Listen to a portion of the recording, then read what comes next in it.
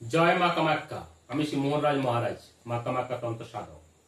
আজ আমি আলোচনা করব সুখী পরিবারের মূল মন্ত্র। ত্যাগ করুন এই 4 অভ্যাস, প্রসন্ন হবেন মা লক্ষ্মী, আর আপনার বাড়িতে সুখ শান্তি সমৃদ্ধি হবে। পরিবারের সুখ শান্তি ও সমৃদ্ধি বজায় রাখতে হলে কিছু অভ্যাস ত্যাগ করা অত্যন্ত জরুরি।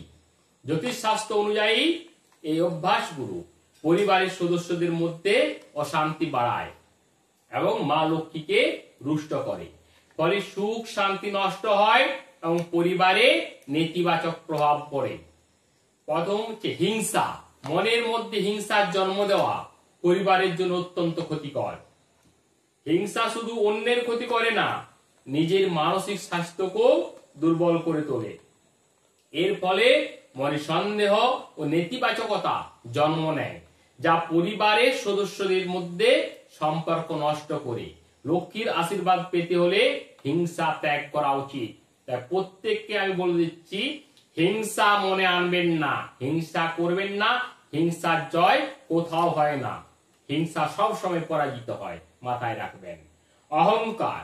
নিজের কাজের প্রতি অহংকার মনের শান্তি নষ্ট করে। অতিরিক্ত অহংকার কাছের মানুষদের দূরে ঠেলে দেয় এবং পরিবারের ঐক্য নষ্ট হয়। তাই অহংকার প্রকাশ করা থেকে বিরত থাকা প্রয়োজন।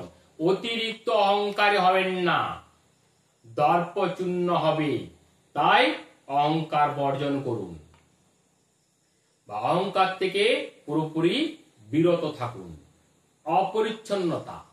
ঘর বাড়ি বা পরিবারের সদস্যদের মধ্যে অপরিচ্ছন্নতা থাকলে তার সুখ শান্তি কেড়ে নেয়। অপরিষ্কার মানুষ বড় হতে পারে না। একটি পরিষ্কার এবং পরিচ্ছন্ন পরিবেশে ইতিবাচক শক্তি বজায় থাকে। তাই ছোট বা বড় যাই হোক না কেন, বাড়ি সব সময় গুছিয়ে রাখা উচিত। এটি সংসারের সমৃদ্ধি বাড়ায়।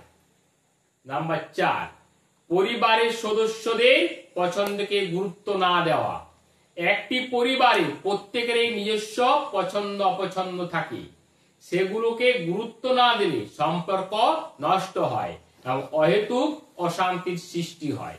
পরিবারের সদস্যদের প্রতি শ্রদ্ধাশীল হয়ে তাদের পছন্দকে গুরুত্ব দিলে পরিবারের ভালোবাসা ও ঐক্য বজায় থাকে।